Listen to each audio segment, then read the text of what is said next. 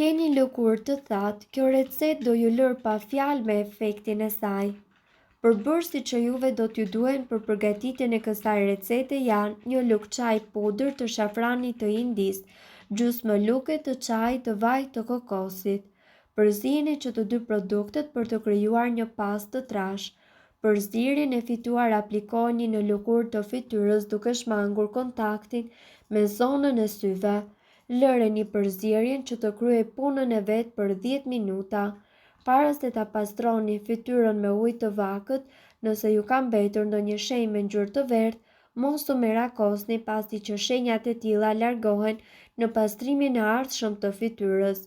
Përsëriteni këtë proces çdo natë para se ju të shkoni për të fjetur, ose çdo mëngjes para se të pastroheni, dhe pa kaluar shumë kohë ju do të vëreni me njëherë efektet pozitive në lëkurën tuaj.